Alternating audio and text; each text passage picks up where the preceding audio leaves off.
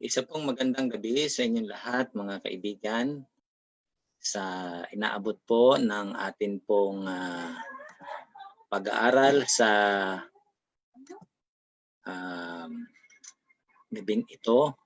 Ako po ay nagpapasalamat sa pagkakataong ipinagkaloob sa atin na tayo muling magkasama-sama sa ating pong pag-aaral sa gabing ito.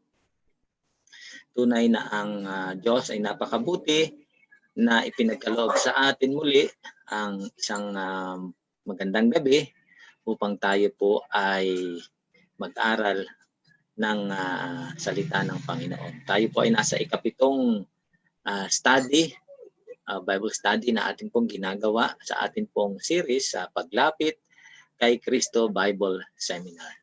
Kaya samahan po ninyo ako sa ating pong pagpapatuloy sa sandaling ito.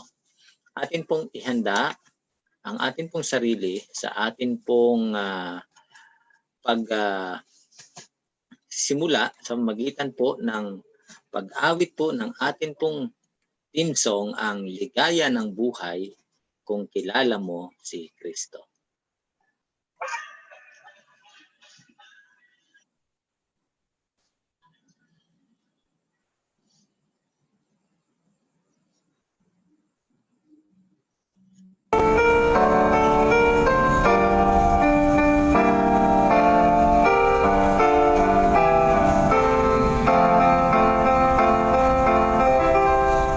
Ligaya ng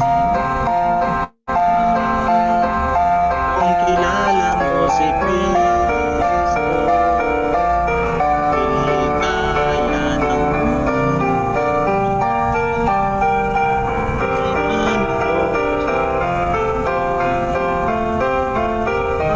babaguhin namin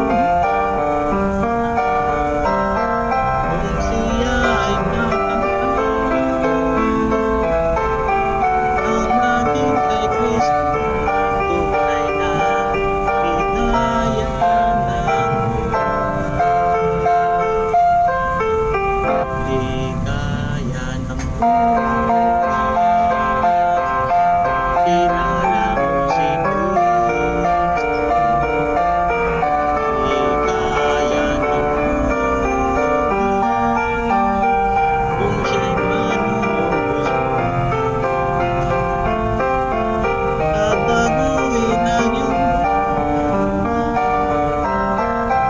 siya ay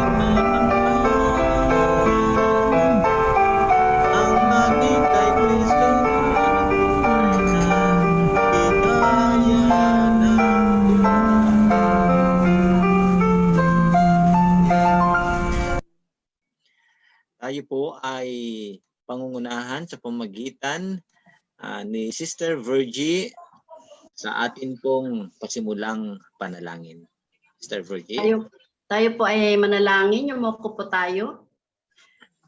Dakila naming Diyos, Ama namin na nasa kataas-taasan ng mga langit. Amin kayong binabati ng magandang gabi. Ama, sa mga oras na ito, narito muli ang iyong mga anak upang papurihan kayo, Ama, at pasalamatan sa buong maghapon na pag-iingat nyo nawa sa amin. Dakilang Diyos, aming inilalapit sa inyo ang aming programa sa gabing ito sa isa pong seminar na kung saan pang 7 gabi na po na ito ay ginaganap sa pamamagitan ng online live streaming, Panginoon. Kami po ay nagpapasalamat sa inyo sapagkat maging pandemic man na panahon, Panginoon, ay hindi kami nagsasawa na lalo kaming magpakalapit-lapit sa iyo, Amang Banal. Yes, lalo higit sa mga gawain ganito kaparaanan, Panginoon. Binibigyan mo pa rin kami ng magagandang kaparaanan upang ang inyong mga salita ay maipaibot sa mga tao na hindi pa nalalaman kung ano po ang katotohanan at ang tunay na daan patungo sa kaligtasan. Dakilang Diyos, napakaganda po ang topic na ito. Ang paglapit kay Kristo, Bible Seminar. Nawa, Panginoong Diyos, aming hinihiling ang kapangyarihan ng iyong banal na Espiritu Santo. Igawad nyo nawa, Panginoon, sa bawat isa sa amin, sa mga bawat nakikinig ng iyong banal na salita. Nawa buksan ang aming mga puso't isipan upang ang mga pinag-aaralan sa gabi-gabi ay amin itong maintindihan at maunawaan. Sapagkat sa ganitong panahon, Panginoon, lalong higit naming kailangan na ikaw ay makilala namin na tunay na Diyos patungo sa kaligtasan. Amen. Nawa Ama, gamitin mo po ang aming district pastor sa katauhan ni Pastor Dante Honorica na siya pong tumatalakay gabi-gabi sa magandang pabilitan ng kaligtasan. Amen. Upang Panginoon, ito ay maging gabay namin sa araw-araw naming buhay, lalong higit sa kapanahon ng ganito, Panginoon Diyos. Salamat po sa pagkakataon na ganito, na sa mga lockdown na pangyayari sa aming buhay, ay lalo naming nalalaman at naintindihan na lalo pala naming kailangan ng Diyos sa aming buhay, na siyang nagliligtas sa amin at nagsasanggalang sa anumang mga kapahamakan sa araw-araw. O Diyos, alam namin na wala kami magagawa sa aming sarili, kundi lalo kami magpakalapit-lapit sa iyo. At maituro sa mga taong hindi pa alam ang katotohanan. Yes, Lord. Upang kung magkaganon, Panginoon, alam din nila kung paano nila ipagsanggalang ng Diyos ang kanilang mga buhay sa ganitong mga panahonan. Amen. Salamat po sapagkat tinawag mo kami na magbahagi ng kaligtasan sa aming mga kapitbahay, sa mga aming nasasakupan, Panginoon, lalong higit sa gabing ito, nawa, ikayatin mo ang puso't isip ng bawat isa upang aming maintindihan, maunawaan na napakahalaga ang buhay, ang kaligtasan na kung saan lalo namin makikilala ang tunay na Diyos na siyang may-ari ng aming buhay, may kontrol ng lahat. Salamat po, Ama, sapagkat dinirinig mo ang aming mga dalangin, inihiling namin at pinasasalamatan sa pangalan ng aming Panginoong Hesus. Amen. Amen.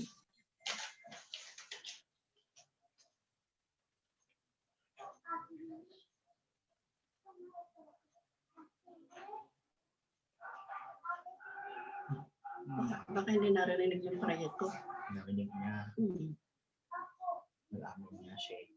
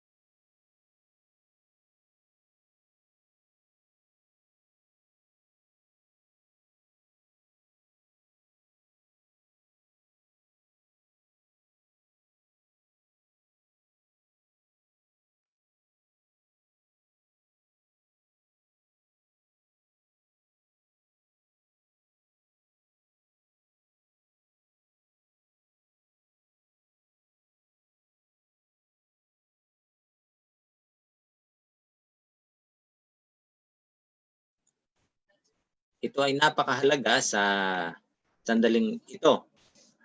Ang tanong na ito ay isang pambihirang tanong na palagian nating naririnig sa maraming pagkakataon. Bakit kailangan kong mabautismuhan? Ito ay napakahalaga, lalong-lalo na sa doon sa lahat ng nakaririnig ng Ebanghelyo ng Panginoon at ang kanyang magandang pagliligtas. Kaya sandaling ito, atin pong tunghayan ang atin pong pag-aaral ng salita ng Diyos. Siguro alam po ninyo ang konsepto ng pagtitina. Mayroong damit na inilulubog sa isang tina o kulay At kung ano man yung kulay na ipinaglubugan noong damit na yon, lalong-lalo ng puti, ay lalabas itong ganon ang kulay. At ito'y napakagandang pag-aralan sapagkat ang konseptong ito na hanap buhay sa panahon ng Biblia, sa panahon ni Jesus, ay nakita ng mga manunulat ng Biblia na isang napakahalagang konsepto at ito ay nagpapahayag tungkol sa isipan ng katotohanan ito. Yan, tingnan natin. Isang telang puti na inilulubog sa kulay. Noong unang panahon, sa panahon ni Jesus, ang pangkaraniwang kulay ng mga tela o mga damit ay puti. Ito ay galing sa dalawang source, ang bulak at ikalawa ay mga balahibo ng tupa. Kaya ang telang puti ay pangkaraniwan na. Hindi pa nauuso noon ang napakaraming kulay.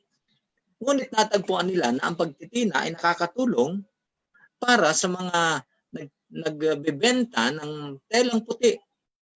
Sa katotohanan, ang nagsusuot ng telang puti, palaging madumi ang kanilang mga damit. Kaya naisip ng mga nagtitinda ng tela na kulayan yung kanilang tela. At ang pangkaraniwang kulay na matatagpuan noon sa panahon noon, ito yung tinatawag na kulay na pangkaraniwan ay walang iba kundi ube. Kaya maalala nyo si Jesus, isa sa kanyang balabal o yung damit na panlabas ay ube. Ibig sabihin, damit ng pangkaraniwang tao o kulay ng damit ng pangkaraniwang tao. Kaya ang konsepto ng pagtitina ay napakaganda. Yung telang puti, ilulubog sa isang palanggana na may kulay tina at pag-ahon ng tela, hindi na siya puti, kundi siya ay ube na. Ngayon, ang mga manunulat ng Biblia ay nakita na ang konseptong ito ay napakahalaga pala sa espiritual na kalagayan. Sa katotohanan, ang salitang bautismo ay galing sa Gregong salita na baptizo, na ang ibig sabihin ay inilulubog. Inilulubog. At ito ay konsepto ng mga nagtitina. Inilulubog. Ano po? Napailalim doon sa kulay. At ito'y napakahalaga. Kaya, nang ito'y gamitin ng mga manunulat na sila'y sumulat ng ebanghelyo at ganoon din ng mga sulat, kagaya ni San Pablo, ginamit nila ang salitang baptizo o paglulubog, yung konsepto ng mga magtitina na nangangahulugan sa pagbabagong ibinibigay ng Panginoon sa pamamagitan ng bautismo. Kaya't ating sundan ang ating pag-aaral sa gabing ito. Unang tanong, anong pagtugon maliban sa paniniwala ang kailangan sa kaligtasan? Mabasa natin ang tugon sa Marcos chapter 16, verse 15 at 16. Ganito ang sinasabi sa atin. Sinabi niya sa kanila, humayo kayo sa buong mundo. Ipangaral ang ebanghelyo sa lahat ng nilikha. At ang sino mang sumampalataya at mabautismuhan ay maliligtas. At ang sino mang hindi sumampalataya ay hahatulan. Ito po ang napakasimpleng pag-uutos ng Panginoon bago siya umalis. Ang sabi niya, ipahayag nyo sa buong sanlibutan ang ebanghelyo. Ano nga tungkol sa ebanghelyo o sa mabuting balita? Ang kasaysayan ng pagliligtas na ginawa ni Jesus para sa makasalanang sanlibutan doon sa krus. Ito ang nilalaman ng ebanghelyo. Kaya nga makikita natin ngayon nang sinabi ng Panginoon, kapag mayroong nakarinig ng ebanghelyo, at sila'y tumalima o sumunod sa kanilang puso sa katotohanan ng Ebanghelyong ito. Ang sabi sa atin, ang sino mang sumampalataya at mabautismuhan ay maliligtas.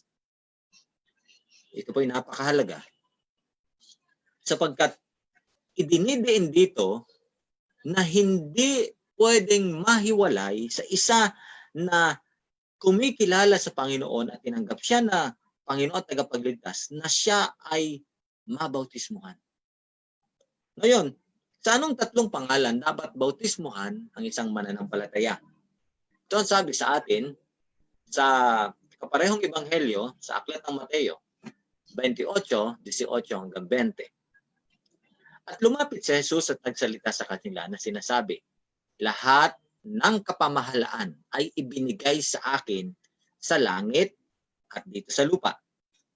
At ang inulit-ulit sa kwento ni Mateo, humayo nga kayo, gawin ninyong alagad ang lahat ng mga bansa. Inyong bautismuhan sila sa pangalan ng Ama at ng Anak at ng Banal na Espiritu. So ito po yung ipinapahayag na katotohanan tungkol sa bagay na ito.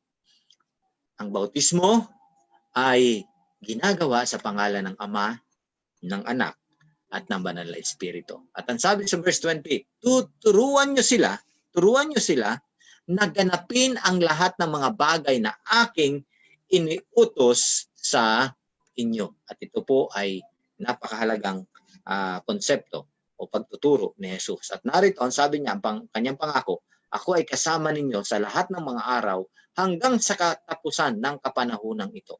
Siya nawa. Ito'y napakabuting panukala ng Panginoon sapagkat dito ipinahayag ang kanyang mayamang kabutihan para sa kapahayagan ng Ebanghelyo sa sanlibutan. Habang ang bautismo ay ginagawa ng pastor, at makikita nyo sa mga bautismong ginagawa, ang ministro, yung pastor, ang siyang naglulubog sa tubig noong isa na tumanggap sa Panginoon. Ang tanong, sino ang tunay na nagbabautismo sa atin sa katawan ni Kristo? Makikita natin mayroon dalawang bagay na dapat nating intindihin. Yung gawa ng bautismo at yung yung spiritual na katotohanan ng bautismo. Kaya sino ang gumagawa nito? Sa unang Korinto chapter 12 verse 13, ito po ang sinasabi sa atin. Ito ay sapagkat sa pamamagitan ng iisang espiritu, tayo rin ngang lahat ay binautismuhan sa iisang katawan. Kahit tayo'y Hudyo o Grego, alipin o malaya. At tayo rin ay pinainom sa iisang espiritu. So ano po ang nakita natin, mga kaibigan? Nakita po natin ang katotohanan, sabi, ang espiritu ang gumagawa para sa atin pala na tayo'y bautismuhan sa iisang katawan. At yun ay napakahalagang konsepto na ipinakita sa atin ng salita ng Diyos. Kaya patuloy niyo akong samahan na ating unawain ang katotohanan ito na ibinabahagi sa atin, mga kaibigan. Okay po? So, ating sundan ang kapahayagan ito ng salita ng Panginoon. Atin pong itong ikaapat na tanong na sinasabi sa atin. Ano ang sinasabi ng Biblia doon sa mga umaanib sa iglesia ngunit wala sa kanila ang Espiritu Santo? So ano po ang sinasabi? Na wala sa kanila ang Espiritu kahit sila'y umanib na sa iglesia? Ito po ang pinapahayag sa atin ng aklat ng Roma, sabi ni San Pablo.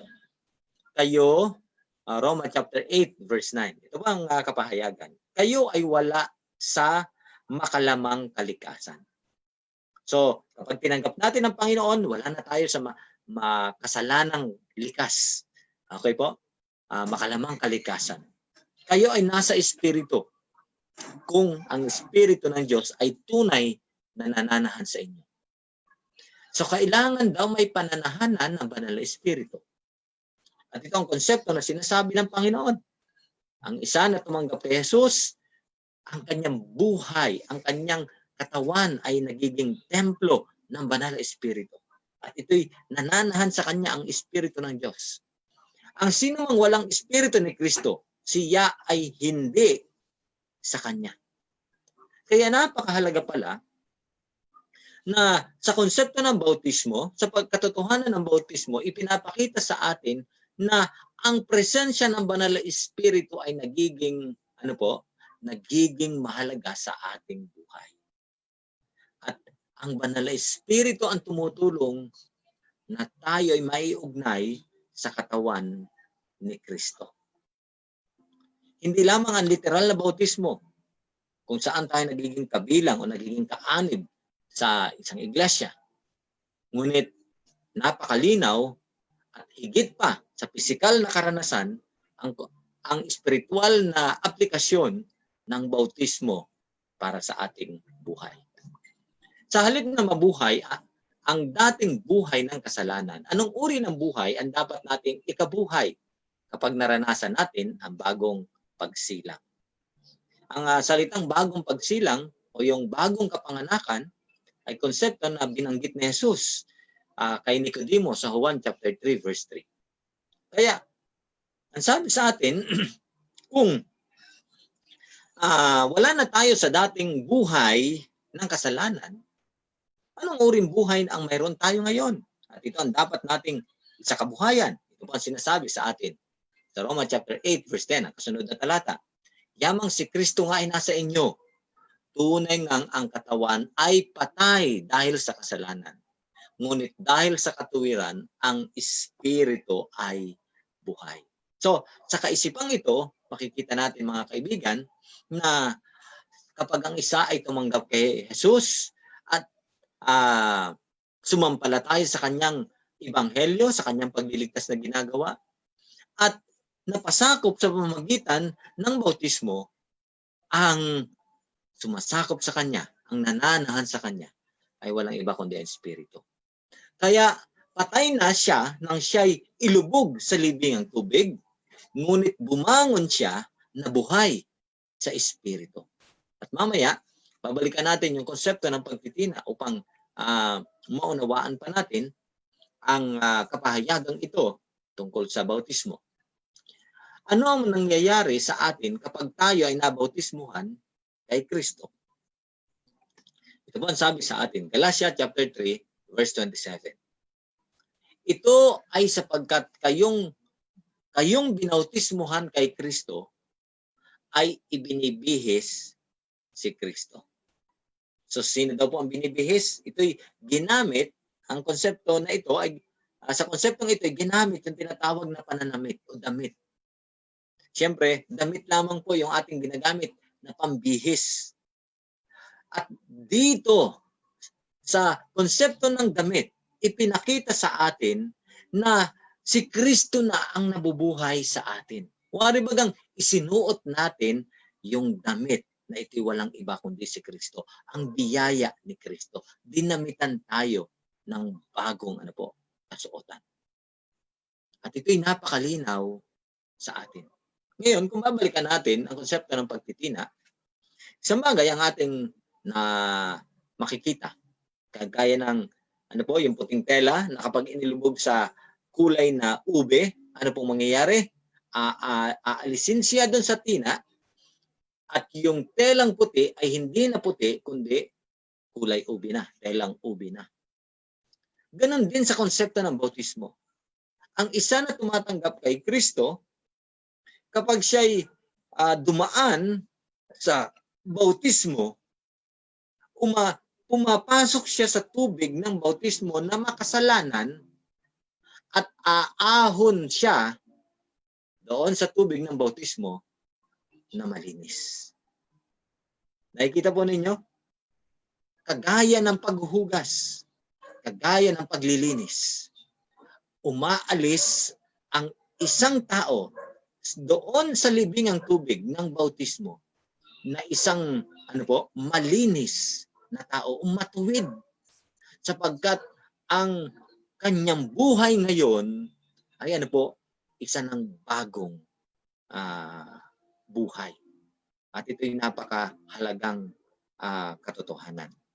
Ano ang nangyayari sa atin kapag tayo ay nabautismuhan kay Kristo? So kapag sumampalataya kay Kristo at tinanggap mo siya bilang iyong Panginoon at tagapagligtas, ano ang nangyayari sa atin kapag tayo ay nabautismuhan? Sa Roma chapter 8 verse 4, ito ang pinapahayag sa atin upang matupad ang matuwid na hinihiling ng kautusan sa atin na mga lumalakad ng hindi ayon sa makalamang likas, o sabi sa mas malalim na Tagalog sa mga noonang bersyon ng Biblia ay makasalanang pita. Okay, ng laman. Hindi na doon tayo lumalakad. Hindi na sa ano po, hindi na sa pangangalunya, hindi na sa pagsisinungaling, hindi na doon sa mga bagay na iyon ay hinahanap ng ating makasalanang ano po, ng ating makasalanang likas. Kundi ngayon tayo lumalakad na sa Espiritu. Dahil ang Espiritu na ang nananahan sa ating buhay sapagkat ibinihis na natin si Kristo. Ang lakad ni Kristo ang ating sinusundan. Yaman si Kristo ay nabuhay mula sa mga patay. Ano ang sinasabi ni Pablo na nangyayari sa mananampalataya na nabautismuhan kay Kristo? So anong sinasabi ni Pablo? Ayon sa kanyang pagpapaliwanag tungkol sa isang mananampalatayang nabautismuhan kay Kristo, sa Roma 6:5, ito po ang sinasabi sa atin. Ito ay sapagkat yamang tayo ay nakasama sa wangis ng kanyang kamatayan. Magiging gayon din tayo sa kanyang pagkabuhay na muli. Alam ko niyo yung salitang nakasama dito ay sa salitang Grego ay nangangahulugang grafted. Alam niyo po yung grafting na ginagamit sa pagsasaka. Ano po, sa isang halaman. Kapag yung sanga ng isang puno o ng sanga ng isang manggang kalabaw ay isinama sa katawan ng isang punong Indian mango. Grafting ang tawag doon. Magpapatuloy yung ano po, koneksyon. Mabubuhay yung sanga ng manggang kalabaw at magbubunga siya ng kanyang bunga kahit siya nakakabit doon sa ano po, kaparehong mangga pero Indian mango. Ito po sinasabi sa atin. Ang sabi ni Pablo, sapagkat tayo ay nakasama sa wangis ng kanyang kamatayan. Ano yung wangis ng kanyang kamatayan? Pag sinabing wangis, hindi naman talagang kamatayan, kundi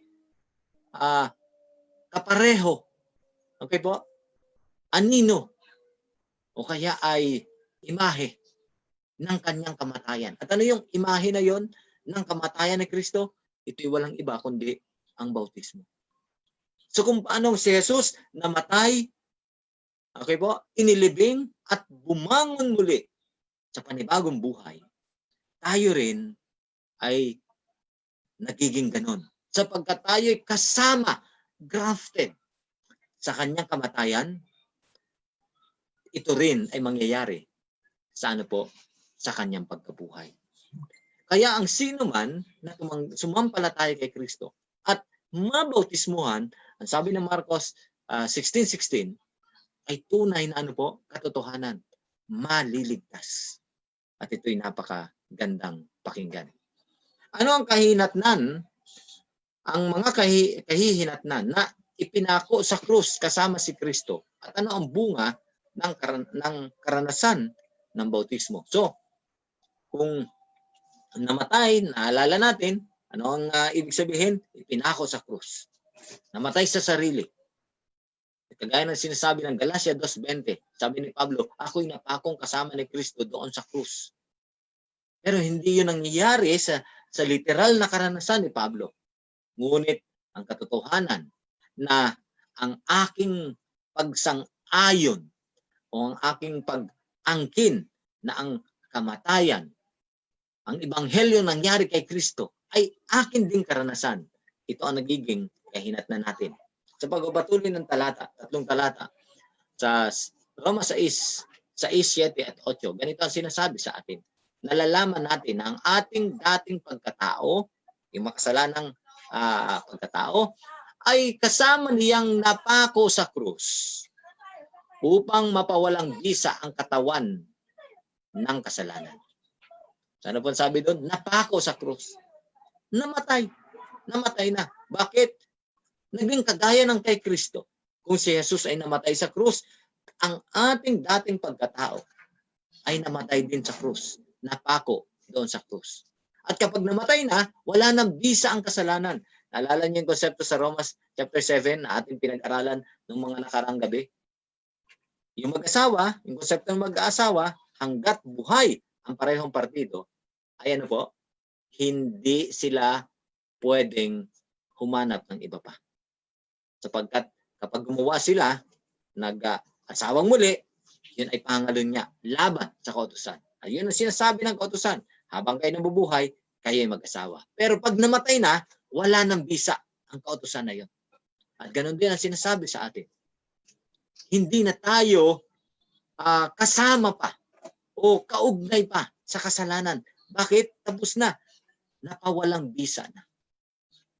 Dahil diyan, hindi na tayo magiging alipin ng kasalanan. Alam po ninyo, hindi na pwede tayo maging alipin ng kasalanan. Na kahit anong gawin natin, hindi mababago ang ating kalagayan. At susundin palagi natin ay ang paggawa ng kasamaan. Hindi na daw po ganun. Bakit? Nagkaroon na tayo ng bagong kalagayan. Ito ay sapagkat siya na namatay ay pinalaya na mula sa kasalanan. Ano po napakalinaw na katotohanan? Ang namatay, pinalaya na sa kasalanan. At kung pinalaya na sa kasalanan, ibig sabihin, wala nang kapangyarihan ang kasalanan sa atin. Tayo ay mga pinawalang bisa na. At ito ay napakahalaga. Kaya nga, yamang tayo ay kasamang namatay ni Kristo, tayo ay sumasampalatayang mabubuhay na kasama niya. So, anong kahinatnan ng isa? Siya ay namamatay sa kasalanan. At anong mangyayari? Nabubuhay, hindi na sa kasalanan, kundi sa panibagong buhay kay Kristo. Sa buhay ng Espiritu, sapagkat ang Espiritu na ng Diyos ang siyang nananahan sa ating buhay kapag tinanggap natin ang bautismo. Kapag inilibing tayo kasama ni Kristo sa bautismo, paano tayo nabubuhay kasama siya? At ano ang ginagawa ng Diyos para sa atin yamang tayo ay binuhay na sa pamamagitan ng Espiritu? Ito ba sinasabi sa atin? Kayo ay inilibing na kasama niya sa pamamagitan ng bautismo. Ito po sa Colosas Kapitulo 2, talatang 12 at 13. Ito po ang ipinapahayag sa atin. Kayo ay inilibing na kasama niya sa pamamagitan ng bautismo. Dito, kayo rin naman ay muling binuhay na kasama niya sa pamamagitan ng inyong pananampalataya. Sa paggawa ng Diyos na bumuhay sa kanila mula sa mga patay. So ano pong paulit-ulit na konseptong sinasabi sa atin, ang isang nabautismuhan, ang isang sumampalataya kay Jesus at tumanggap ng bautismo, ayan daw po, nagiging katotohanan sa kanyang personal na karanasan ang kamatayan at ang pagkabuhay na muli ni Jesus. Namatay siya nang siya'y inilubog sa tubig ng bautismo at bumangon siya sa panibagong buhay pag-ahon niya sa tubig ng bautismo. Ano pa ang sabi sa verse 13? Kayo na mga patay dahil sa inyong mga pagsalangsang at sa hindi pagiging nasa pagkatuli ng iyong laman ay binuhay na kasama niya. At ano pa ang sabi? Kayo ay pinatawad na sa lahat ng pagsalangsang. Pag siyang pagsalangsang, ano po? Hindi pagsunod. Okay po? Hindi pagsunod sa kautusan. So, pinatawad na. Ang kautusan na nagsasabi sa ating tayo makasalanan. Ano pa sabi sa atin? Pinatawad na. Napakalinaw ng ano po? Ng ang mga talatang ito. Tayo'y patay na sa kasalanan. Tayo ay bumangon sa panibagong buhay. Tayo'y mga pinatawad na sa ating mga kasalanan. Hindi na tayo alipin ng kasalanan upang ating sundin pa ang dati nating pagsunod sa kasalanan. Tayo ay mga alipin na ng katuwiran. Nakita natin ang bautismo ay higit pa sa isang gawa. So yung kagaya ng paglulubog sa tubig. Ito ay higit sa lahat isang karanasan. Tandaan natin, isang spiritual na karanasan. Na kung ano yun nangyari kay Kristo, nangyari sa akin. At ito ang aking inaangkin katotohanan sa aking buhay. Kaya ako'y tumatanggap ng bautismo. Ngayon, paano nakaka-apekto ang karanasan ng bautismo na ito sa ating pananaw sa buhay at sa ating pamumuhay bilang isang Kristiyano? Paano ito nakaka-apekto? Sa Roma Kapitulo 10, talatang 1 hanggang 5, ito ay nagsasabi tungkol sa karanasan ng Israel nang sila ay inilabas ng Diyos doon sa pagkaalipin sa Ehipto sa pamamagitan ni Moses. At dinala ng Diyos doon sa lupain na kanyang ipinangako sa kanila. Makikita natin yung transition. Dating alipin, pinalaya ng Diyos. Ano po? At dinala doon sa lupain na ipinamana sa kanila. Hindi kanila, kundi ibinigay sa kanila. Ito ang sabi sa atin, mga kapatid, hindi ko ibig na kayo ay makaalam. Ang mga ninuno natin ay nalilima ng ulap at silang lahat ay tumawid sa dagat. At anong dagat ang sinasabi dito? Sila ay tumawid? Yung dagat na pula, Red Sea. Yung pagitan ng ng Egypt, boundary ng Egypt at ng Arabia. Okay ba? Ngayon, ano ang sinasabi sa atin? Yung kanilang pagtawid at yung paglilim ng ulap doon sa disyerto, ito ang sinasabi. Lahat sila ay binautismuhan kay Moises sa ulap at sa dagat. So, makikita po niya, tumawid sila. Gaano kalalim yung Red Sea? Hindi ko alam kung gaano kalalim, pero malalim. At ang ginawa ng Diyos, hinawi ng Diyos ang tubig upang ang isang bayan ay makadaan na naglalakad sa tuyong lupa. At nakita natin yung yung magandang pagliligtas ng Panginoon. Ang pagtawid ng Israel doon sa loob ng dagat na pula na lumalakad sa tuyong lupa ay nakita ni Pablo na isang konsepto ng ng bautismo. Kaya sinabi niya, sila lahat ay nabautismuhan kay Moises sa ulap na lumililim sa kanila at sa dagat. Iisa ang kinain nilang espiritual na pagkain. Ngayon, tingnan po natin. Ang Ehipto ay kumakatawan sa sanlibutan. Samantalang ang lupang pangako ay kumakatawan sa kaharian ng Diyos. Dati tayo ay makasalanan. Mga alipin ng kasalanan. Kagaya ng Israel sa Ehipto. Ngunit ang Diyos sa kanyang pag-ibig at biyaya, tayo pinalaya, itinawid sa dagat. Kumakatawan sa bautismo at dinala sa kanyang lupang ipinangako. Ngayon, nang magsara ang dagat sa pagitan ni Paraon at ng Israel, ang tubig ng dagat na itong Red Sea, ang siyang naghiwalay sa kanila mula sa sanlibutan patungo sa kaharian ng Diyos. Kaya nga ngayon ang bautismo ay sa karanasang ito ng Israel ay naging boundary. Yung separation, paghiwalay. Saan? Sa kanilang pagkaalipin patungo sa kanilang kalayaan. At ito ang katotohanan. Ganito rin ang bautismo para sa atin.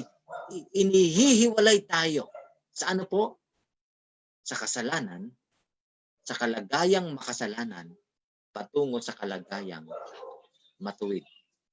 At ito ang ipinapahayag sa atin ng bautismo. Sa verse 4 at 5, sinasabi sa atin, iisang ininom nilang espiritual na inumin dahil uminom sila mula sa espiritual na bato na sumusunod sa kanila. At sino yung bato na yon? Sabi ni Pablo, ito'y si Kristo. Subalit hindi nalugod ang Diyos sa marami sa kanila, kaya sila ay ikinalat niya sa ilang. So, ito ang napakahalaga. Ang kanilang buhay ay dapat lumalakad sa ano po? Sa Espiritu. Dapat silang lumalakad sa pagsunod. Dapat silang lumalakad sa pagtitiwala sa Diyos. Ngunit, natagpuan natin na ang iba ay nagbalik doon sa matagal na nilang ano po, kinasanayan. Sa oras ng baha, sa panahon ni Noe, ano ang nagligtas sa pamilya ni Noe o ni Noah? Sa unang Pedro Kapitulo 3, talatang 20 at 21, ito ang sinasabi sa atin. Okay po? Pinapahayag sa atin ang salita ng Diyos. Iyan ang mga espiritong sumuway na nang minsan ay hinintay ng pagbabata ng Diyos noong panahon ni Noe. Samantalang ginagawa ang arka o yung daong ng kaligtasan. Ilang tao lamang ang naligtas. 8 lamang ang naligtas sa arka sa pamamagitan ng tubig. So bakit ginamit ni Pedro ang isipan ng arka o daong at yung tubig? Ngayon makikita natin ang napakagandang ano po, katotohanan. Nang magkaroon ng baha, lahat ng hindi pumasok sa daong ay nangamatay at napahamak. Saan sila napunta? Sa ilalim ng tubig. Okay po? Samantalang ang naligtas ay nasaan? Nasa ibabaw ng tubig. Ano ang pagitan sa lugar ng mga nangamatay at doon sa naligtas? Tubig. At narito ang katotohanan na nagpapahayag ulit. Ang tubig ang siyang pagitan ng mga napahamak at ng mga naligtas na 8 nilalang. Kaya ito'y nagpapakita ulit ng katotohanan. Ang bautismo ay mayroong bahagi sa buhay ng isang mananampalataya kay Kristo. At ito'y napakahalaga. Ang tubig na iyon ang larawan ng bautismo. Verse 21. Na ngayon ay nagliligtas sa atin. Hindi sa paglilinis ng karumihan ng makasalanang likas, kundi ang tugon ng isang malinis na budhi sa Diyos. At ito'y sa pamamagitan ng pagkabuhay muli ni Jesucristo. At napakalinaw ng bagay na ito. Ang tubig na yon sa panahon ni Noe ay kumakatawan sa ano po? Sa bautismo. Na ngayon ay nagliligtas sa atin. Kasama si Pablo, sa ano tayo dapat magluwalhati? Sa ano dapat tayo magluwalhati? Kagaya ng sinasabi ni San Pablo, paulit-ulit niya sinasabi. Sa Galatia 6:14, sinasabi sa atin ang nararapat kung saan si Pablo ay palagi ang nagluluwalhati sa ating Panginoong Jesucristo. Ito ang sabi, sa ganang akin, huwag nawang mangyari na ako ay magmapuri, maliban lamang patungkol sa krus ng ating Panginoong Jesucristo.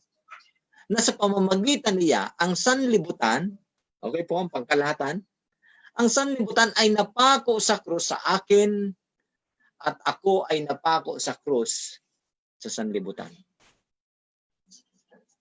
Sinabi ito ni Pablo sapagkat siya naging tagapagdala ng Ebanghelyo, ng mabuting balita ng krus ng Panginoong Hesus.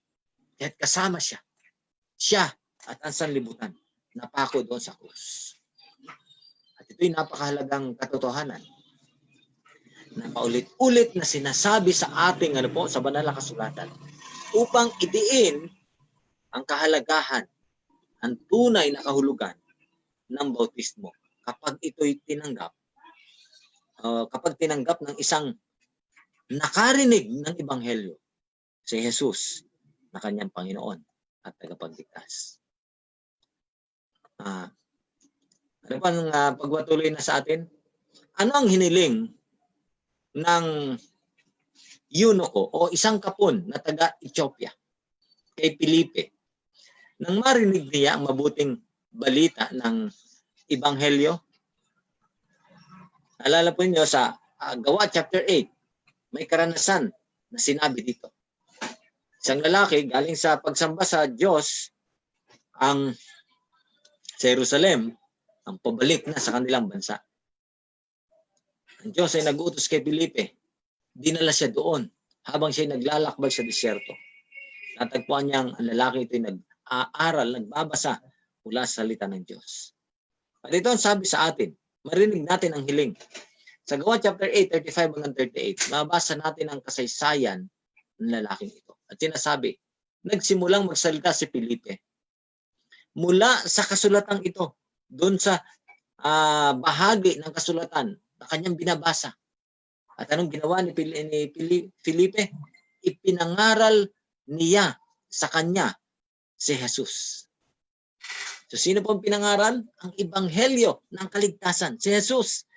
Sa pagpapatuloy nila sa paglalakbay, nakarating sila sa isang dako na may tubig. At sinabi ng eunuko o ng kapon, narito, may tubig dito.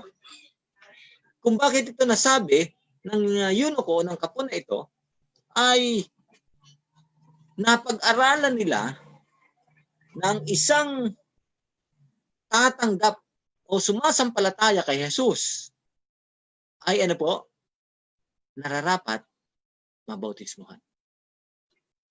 Kaya ang lalaking ito na makitang may tubig doon sa disyerto ay nagsabi, narito may tubig dito. At ano ang kanyang pamanhik? Kanyang pakiusap? Ano ang nakakahadlang upang ako ay hindi mabautismuhan? Sabi ni Felipe, ang kanyang tugon ay ito. Verse 37, sinabi ni Felipe, kung sumasampalataya ka ng buong puso, ay maaari kang bautismuhan. At ang lalaki sumagot at sinabi, sumasampalataya ako na si Jesucristo ay ang anak ng Diyos. Sapagkat narinig niya ang ebanghelyo sang-ayon sa pagtuturo ni Felipe sa lalaki na yon mula doon sa talata. At inuutos niyang itigil ang karwahe. Sila at kapwa at ang lalaking ito ay lumusong sa tubig. Lumusong. Ibig sabihin, ano po? Maraming tubig.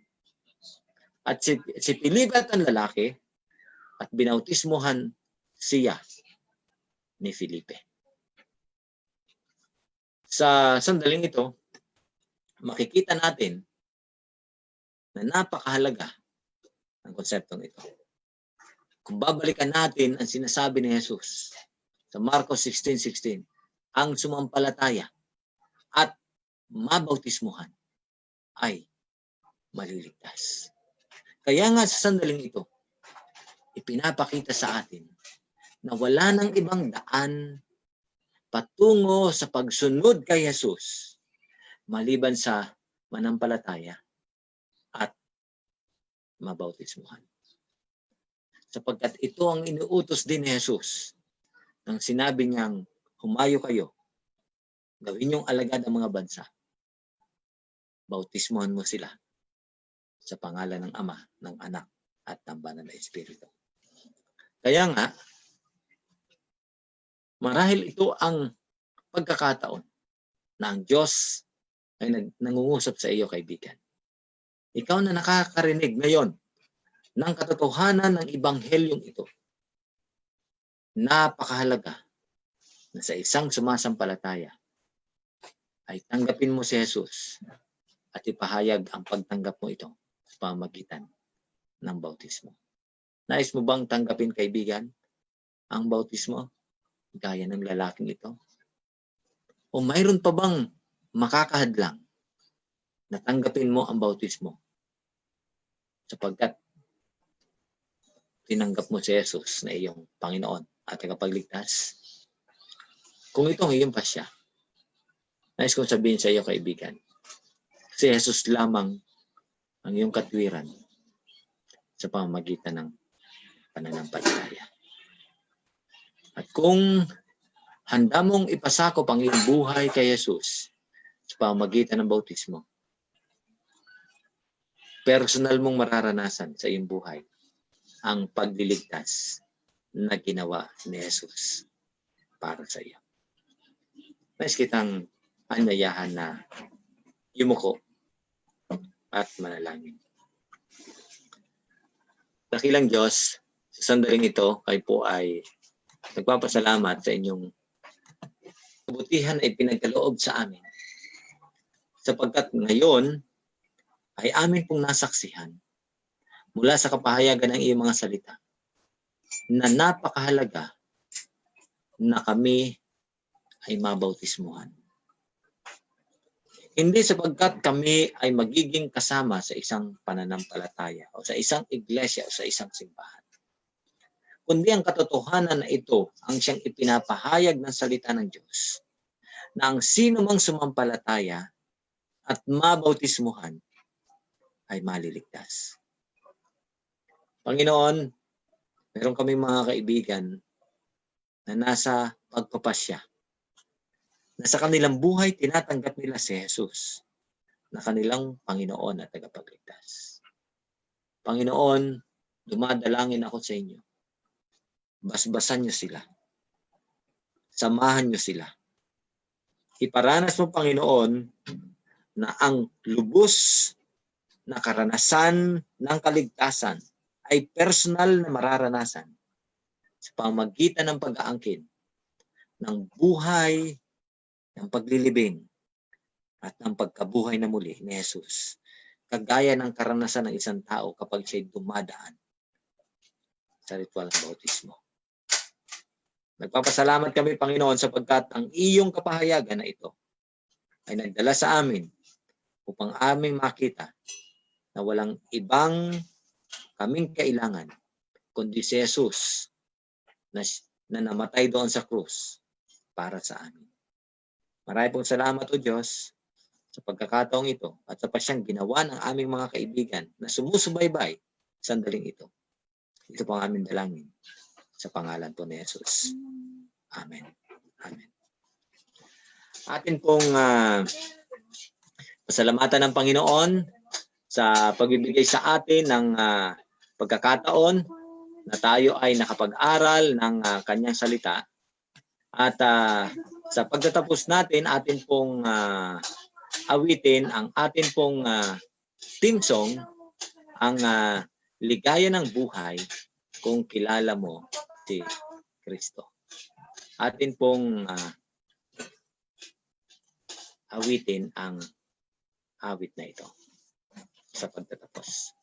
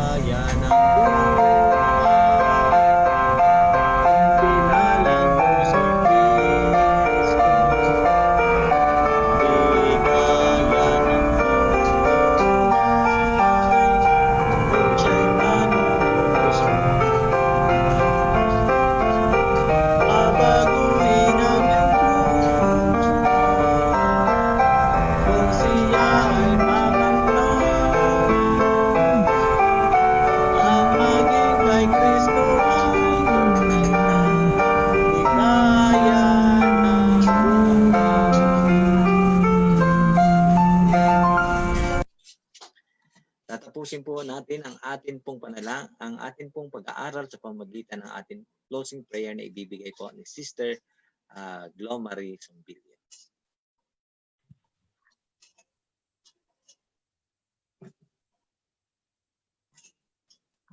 Tayo pong lahat ay manalangin.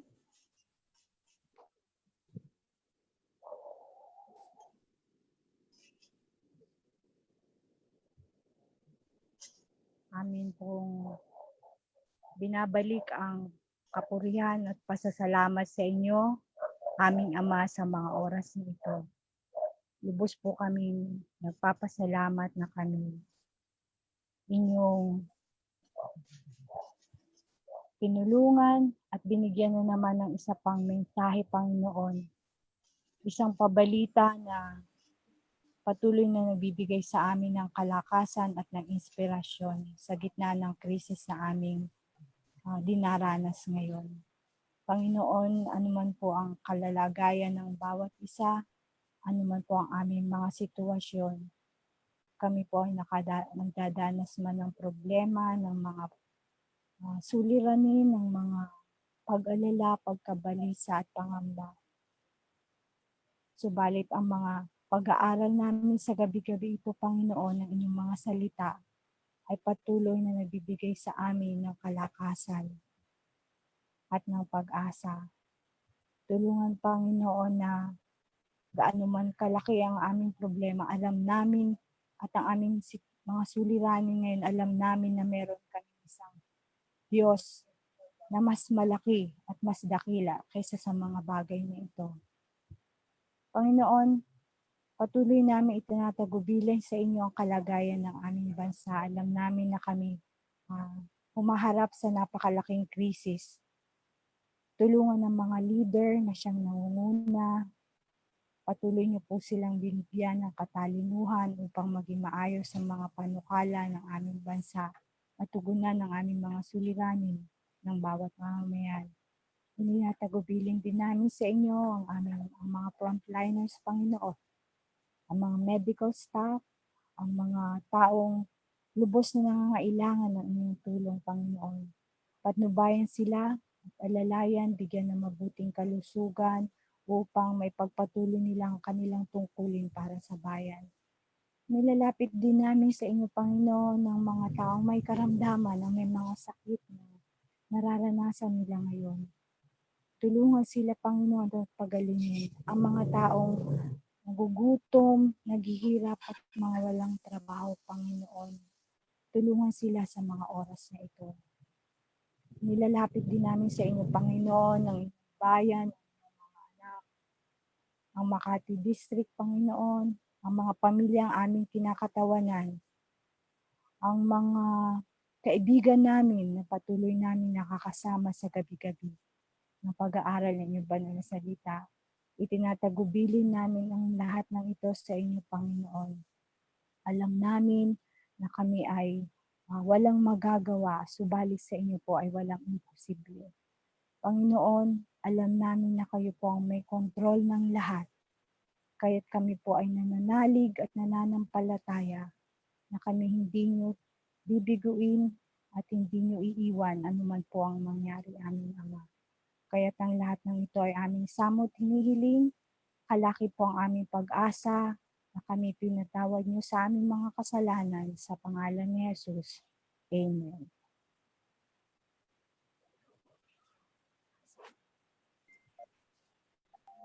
Marami pong salamat, Sister Marie, sa iyong panalangin. Thank you. At ang dalangin ko sa bawat isa ay ang gabay ng Panginoon, ang siyang inyong lubusang maranasan sa panahon na ito na tayo naka-quarantine.